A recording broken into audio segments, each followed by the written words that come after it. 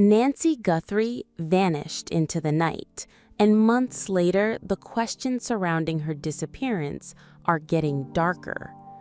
Now, scrutiny is turning to the crucial first hours of the investigation and whether mistakes may have cost detectives vital time. The 84-year-old mother of Today co-host Savannah Guthrie is believed by authorities to have been kidnapped from her Tucson home in the early hours of February 1st. Now, Sergeant Aaron Cross, president of the Pima County Deputies Organization, is raising serious questions about the investigation. He alleges that inexperienced homicide detectives were assigned to the case, that tensions developed between local investigators and the FBI, and that control of the crime scene may have been handed back to Nancy's family too soon. And that's not all. In his recent interaction with TMZ, Cross also claimed there has been no significant new progress in the case, raising fresh concerns over why the mystery surrounding Nancy's disappearance remains unsolved. Nancy was last seen by her family the day before authorities believe she was abducted. Investigators believe a masked man abducted Nancy from her Tucson home, with a doorbell camera reportedly capturing an image of the alleged kidnapper. Police have also recovered a reported ransom note along with another chilling message claiming Nancy died from health complications shortly after her abduction. But despite those clues, the biggest question remains unanswered. Where is Nancy Guthrie?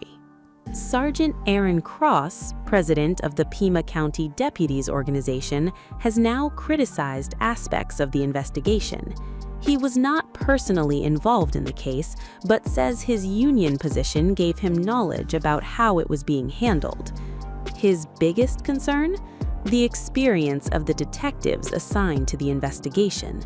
According to Cross, the local sergeant initially placed in charge had no homicide experience and had only become a sergeant in 2023.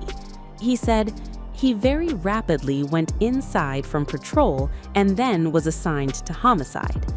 Cross also claimed the two most senior homicide detectives had recently been transferred out. The remaining detectives, he said, had 3 years or less of homicide experience.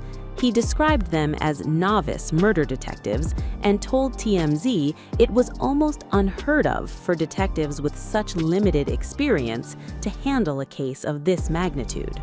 But these remain Cross's allegations and assessment, not an official finding that investigators mishandled the case. Cross also claimed there was animosity within the sheriff's office. Yet he credited the FBI with uncovering what he considers the investigation's most important piece of evidence, the door camera footage from Nancy's home. That footage reportedly captured an image of her alleged kidnapper. Cross called it the best piece of evidence investigators have so far. He said, "Frankly, I'm not sure where we'd be now without it." Cross's comments raise questions about whether closer cooperation between federal and local investigators could have helped move the case forward. Cross's other major concern involves Nancy's home. He claims investigators relinquished control of the crime scene to the Guthrie family too soon. That is significant because a kidnapping victim's home can contain crucial physical or digital evidence. However, the reporting does not establish that evidence was actually destroyed or lost after the family regained access, and Cross was not part of the investigative team. His comments therefore remain criticism from a union leader with knowledge of the department, rather than a formal conclusion about investigative failures. Cross also questioned whether meaningful progress has been made. He said, "To my knowledge, there hasn't been any significant new progress in the case."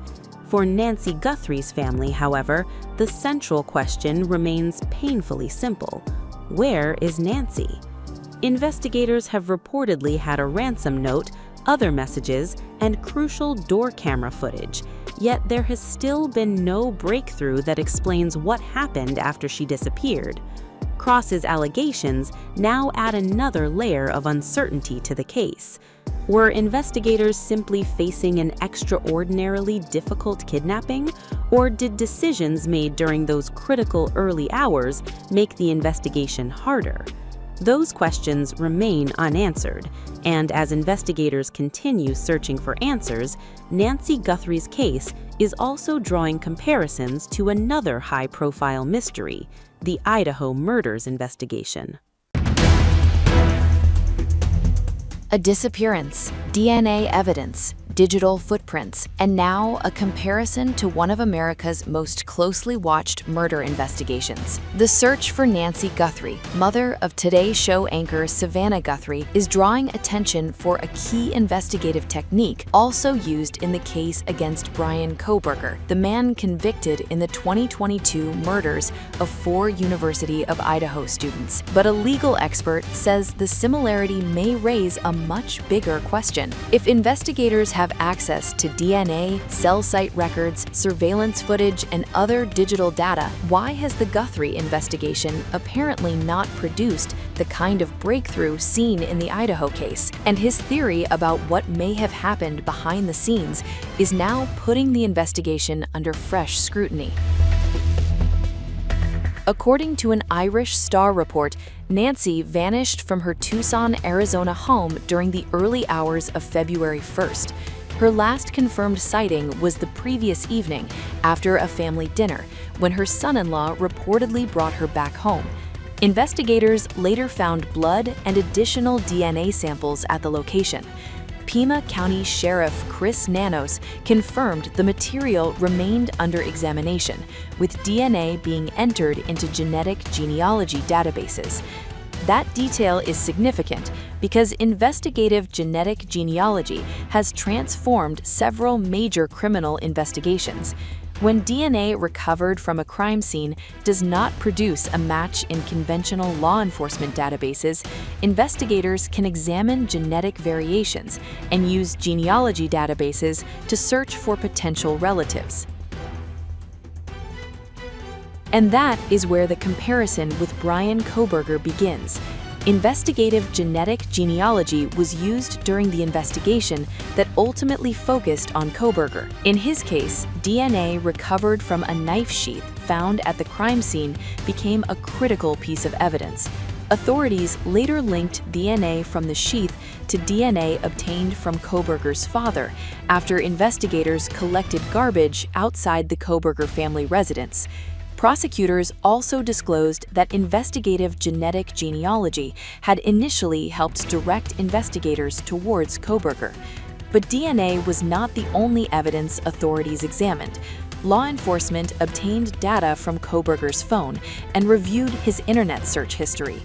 Investigators also relied on surveillance footage and cell phone records while building the case. That combination of physical evidence and digital information is exactly why one legal expert quoted in the report believes the comparison with the Guthrie investigation deserves attention. Legal expert Chad D. Cummings told the Mirror US that investigators in the Guthrie case would likely have had access to powerful digital tools very early. Kohberger was identified in part by cell site records. Cummings also pointed to surveillance footage, Wi-Fi, and Bluetooth connection data as potentially significant sources of information. That is a major claim, but it is important to separate the expert's assessment from confirmed findings by investigators. The report says Cummings believes 2 suspects were likely identified early by the FBI using cell site and ALPR data, referring to automatic license plate reader information. However, that remains his assessment. It does not establish that authorities actually identified 2 suspects or prove why any particular investigative path was or was not pursued.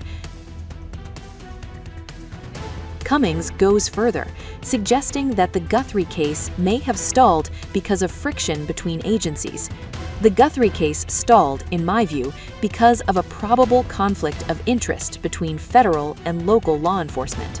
Again, the crucial words here are "in my view." This is the legal expert's theory, not a confirmed explanation from the FBI or local authorities. According to the report, Cummings believes a decision was made not to pursue a particular line of investigation, but without official confirmation, questions about why investigators made specific decisions remain just that, questions. What is confirmed in the reporting is that investigators have been examining DNA evidence, and genetic genealogy is part of that process, and the Kohberger case demonstrates why that technique can be so important. The two cases themselves are dramatically different. Kohberger's case involved 4 people killed inside an Idaho home and a crime scene that produced physical evidence investigators could analyze. The Guthrie case, according to the report, centers on a disappearance and an ongoing effort to determine what happened and identify those responsible. So the comparison is not that the cases are identical, it's about the investigative toolbox. DNA can point investigators towards a family tree. Cell site information can help reconstruct movements. License plate readers can identify vehicles traveling through particular areas. Surveillance cameras can create a timeline. Wi-Fi and Bluetooth connections can potentially reveal whether devices were present near particular locations. Individually, each clue may tell investigators very little. Combined, they can potentially create a digital map of crucial moments. And that's why the comparison with Kohberger has attracted attention. The Idaho investigation showed how genetic genealogy, DNA, cell phone information, and surveillance evidence can converge to narrow an enormous investigation towards one person. In the Nancy Guthrie case, investigators reportedly have DNA evidence and access to sophisticated digital investigative tools. But having data and turning that data into evidence that can withstand scrutiny are two very different things. Investigators must establish whose DNA it belongs to, whether it's relevant, when it was deposited, and whether digital records actually connect a person to the disappearance. So for now, the Bryan Kohberger comparison offers no simple answer to what happened to Nancy Guthrie. Instead, it highlights the possibilities of modern investigations and the unanswered questions surrounding this one. A strand of DNA can lead to an entire family tree. A cell phone can leave behind a trail. A camera can capture seconds that change an investigation. But every clue still has to connect. And until investigators can connect those pieces in the Nancy Guthrie case, the biggest question remains unanswered. What happened after she returned home that night?